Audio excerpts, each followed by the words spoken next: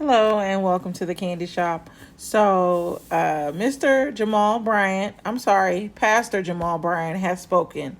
So, I want to know what you all think of this. And oh, yeah, he lives in Atlanta, but he's from Baltimore. Thank you for dropping in. Thank you for coming on. Appreciate all of you. Thank you for your prayers. Thank you for your support.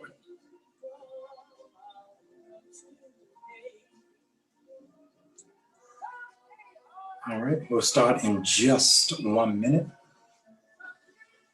In just 1 minute, we'll start, we'll begin. I'm sorry.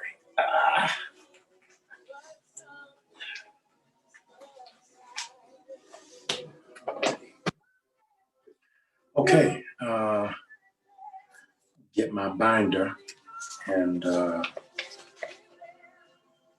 don't want to keep you long, but I wanted to make sure that I had everything that I needed for tonight.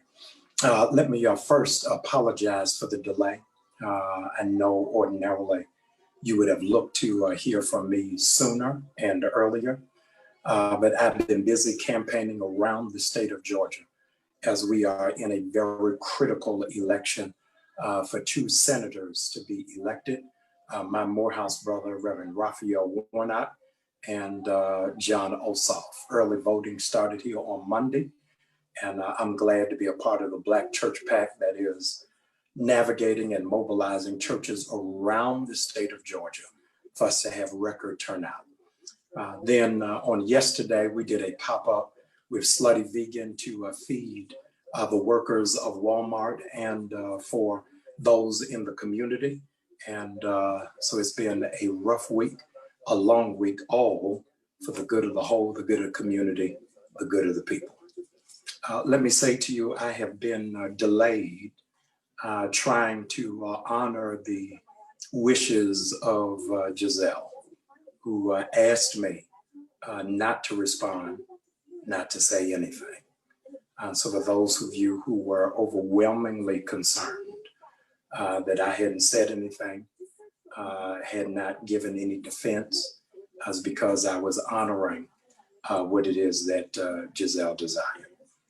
Because of mounting moments that have happened in social media, I thought it prudent that I not remain silent so that my silence would not be confused with consent.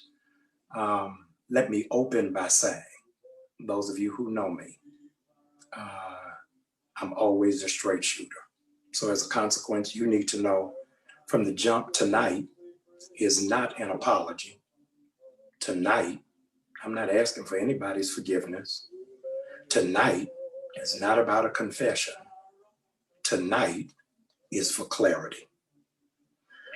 I have, for 5 seasons, I've never said anything about Potomac. For 5 seasons, not said a word in a sermon, in a post, in a subtweet, in a text. I average at least 56 interviews a year. And in no condition and in no term have I ever mentioned Housewives of Potomac, good, bad, or ugly, in support. A couple of things that I wanted to share that I think prudent for our discussion tonight.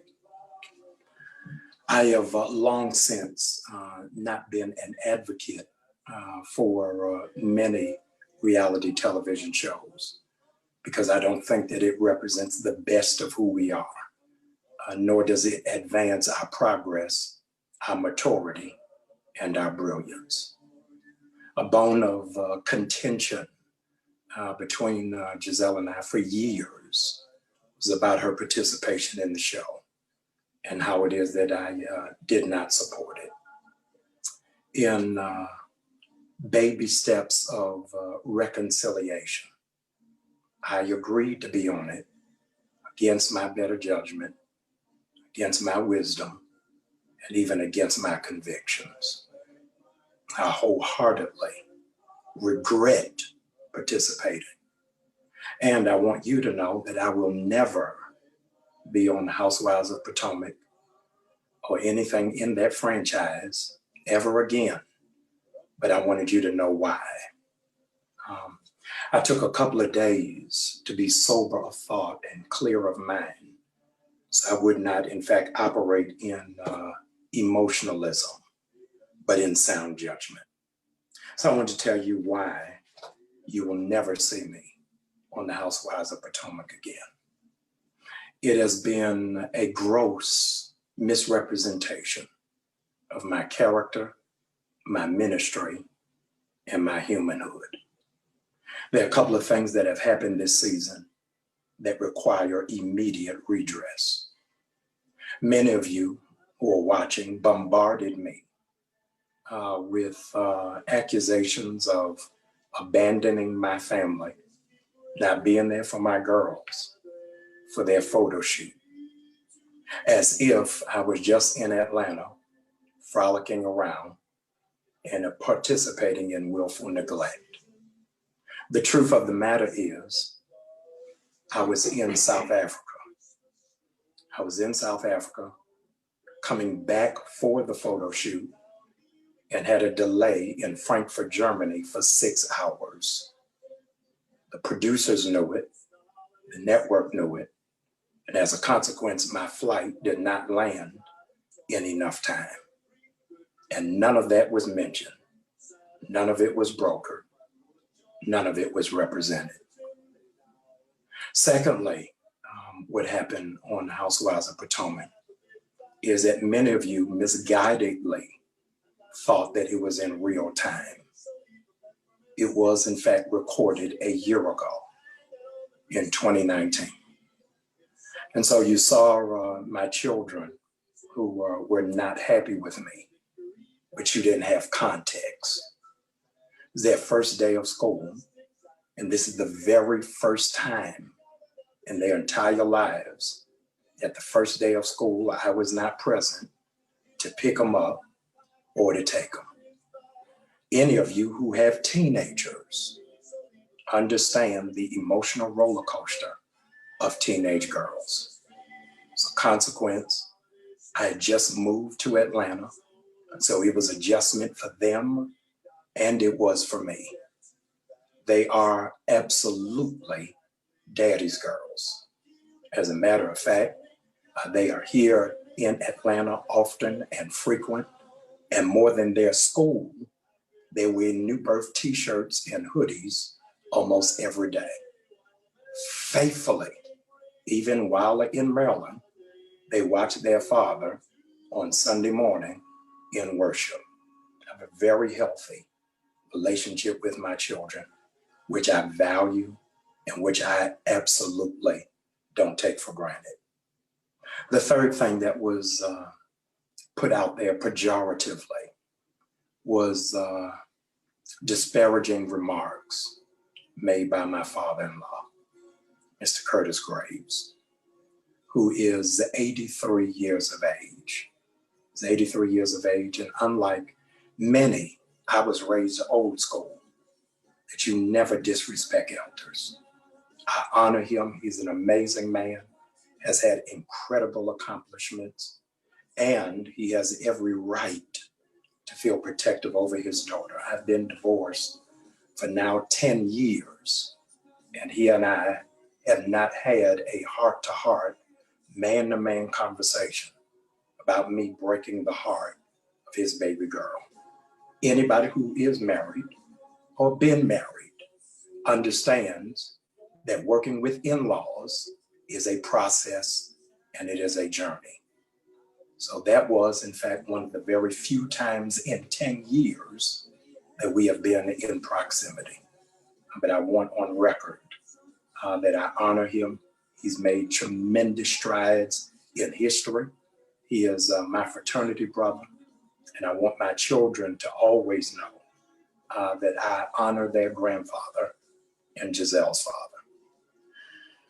I then want to move. Let me make sure I'm on the right page of my binder, because you can't bring me receipts if I got the cash register. So Let me press the cash register. Yes, I dated a young lady in New York. In case you all missed it, I've been divorced for 11 years, and single people date. When you date, sometimes it works and sometimes it didn't. In this instance, it didn't. Nothing immoral, illegal, or unethical took place. It did not work out. There is some clarity that needs to happen. I'm not married. I'm not engaged. So some of you have a strange relationship with language. You can't have a mistress while you're single. So I never had a mistress. As a consequence, she has never been to visit me in Atlanta, never been to Newburgh, never been in my home. I've never been in her home. Now, you would think that things just move forward and people move on. They don't. So if we're going to show text messages, let's show all the text messages. Let's show the text messages of the young lady asking to fly to Atlanta for my installation. Show the text message where I said, no, it's not a good idea. You're going to show the text message, show all the text messages where you asked to come down for Memorial Day.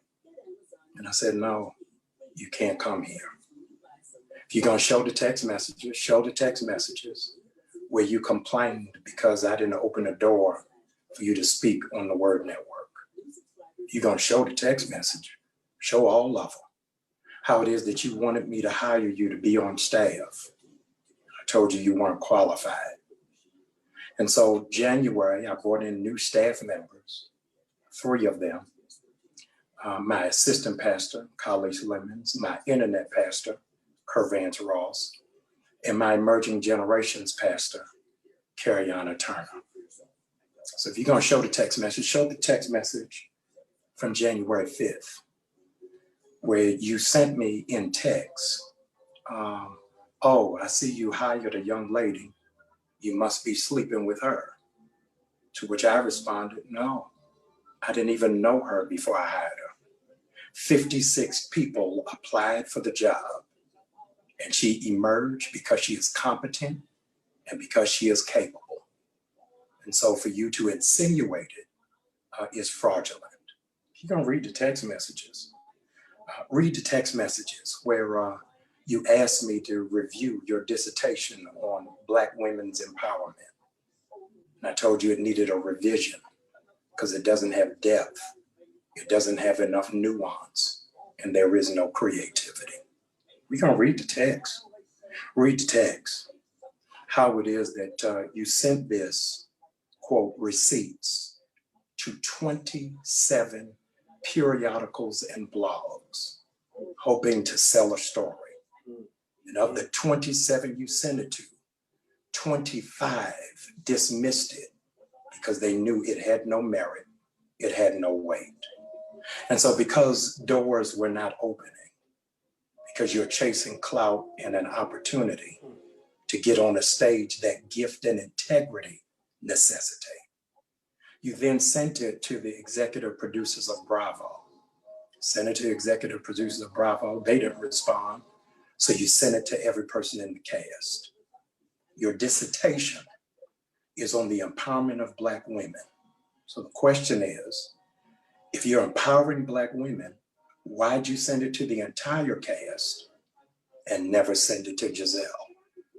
You want to equip her and not break her or crucify her, and you thought something was awry, then the responsible thing to do is to go to that woman. But you didn't do that. It's okay. What you didn't say in passing out this information is that you and your sister were starting a magazine, very fledgling, no circulation, poor editing. And so my coy in answering you about where I am and what I am doing is not as a friend, but because I didn't want it in publication and I didn't trust it, obviously wisely, that it wouldn't be used otherwise, because every ask had a demand for something else.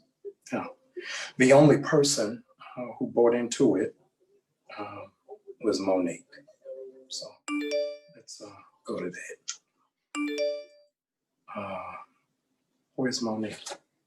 Oh, here she is. Monique Samuels, I've never met,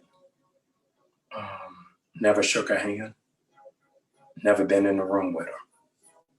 And yet she's assassinated my character with high level of ire, of anger and hostility, a man she's never met. Now, I've got to address this because on national, international television, you've labeled me a holy whore, I think is the word you used, holy whore. And so I need to give some address to that. I'm not sleeping with any woman in my church, and I have no babies in my church, and I have no inappropriate relationship with any woman in my church. Now, I'm sorry, I'm having trouble reading my own writing. Oh, here it is. So I understand what the hostility was about and why the redirect of attention was on me. The redirect of attention on me, you teamed up with your best friend, who rest in peace has gone on to be with the Lord, and generated a story because you wanted to redirect because you thought a story was getting ready to break, that your baby is from your trainer. And that's what got your husband upset because he thought Gizelle leaked it. And I want to tell you, Monique and Chris, it is not Gizelle who leaked that, but Monique, your best friend, Gigi. We had nothing to do with it. You came hostile and angry, and it was misdirected rage. Misdirected rage because you live in a house with a man who has anger management, who doesn't mind expressing volatile behavior. And everything that I'm saying tonight is not conjecture. This is not murder. This is self-defense. And so on Sunday, for the first time in 5 years, I'm inviting my audience to watch the reunion, Housewives of Potomac, where you will see Monique's husband try to attack my wife, my ex-wife, Ann Robin. And security had to be called, and he had to be subdued. And I'm very concerned. Monique, you all have my phone number as you expressed on the show, but I had you all's address. And because of grace, I didn't respond to that. Chris, you've got to take care of CTE. Yeah. Some of your former teammates contacted me. They're concerned. Said, Jamal, please don't respond because CTE is a progressive degenerative disease from a history of trauma to the brain. And so just last week, you had an outbreak again, verbally assaulting a Black woman in Safeway. We have the footage of that, but I'm not going to air that. But I'm asking you to please get help. I've tracked down your pastor, so all of what I'm saying is in love, so that your pastor can help you get the help that is needed and that is necessary. None of this really necessitated happening. I've not bothered any of you. I've not said anything disparaging against any of you. I've not attacked any of you. But I thought it was necessary for a couple of reasons. I thought it was necessary because of the failures of my past. It made the accusations of the present believable. And many of you began writing on my social media with no information, began attacking me with no information, start going all the way in with no information. And I wanted believers to know that no matter what it is that you did in your past, you can outlive it in your present. And regrettably, those of you who have said the most vile, nasty, and negative things did it behind scripture. You did it under the guise of being saved, not calling for prayer, but immediately calling for crucifixion. I didn't say that I was perfect, nor do I pretend to be. But don't come for me unless I invite you. All of us are in a journey of a process of trying to be better, trying to work out, and I am one of them. And so you have to forgive me because I'm not going to hold you long. Pastor, why are you running? I'm running because I got to get ready, because Saturday I got to feed 8,000 families in Atlanta who don't have groceries. I think I got to announce that here because none of these bloggers are going to write about that. I got to go because as soon as I finish that, I got to open up Christmas City for 1,000 disadvantaged children whose parents are incarcerated, they're in foster care, or their parents have been laid off in COVID. I got to go because I got to go further, make sure that by January 5th, we elect 2 senators from the state of Georgia and flip the state and change the nation. I got to go because I'm not called to entertainment. I'm called to empowerment. So I know that many of you will still have stuff to say. I am not here to convince you. What I am here to say is I wish we would expend as much energy pushing positive than we do pushing negative. I wish when one of us falls or makes a misstep, we will cover them, protect them, and then push them. I wish that at some point or another, we would mature and reason together. I live in Atlanta, but I'm from Baltimore. I want to wish all of you a Merry Christmas and to all a good night. God bless you.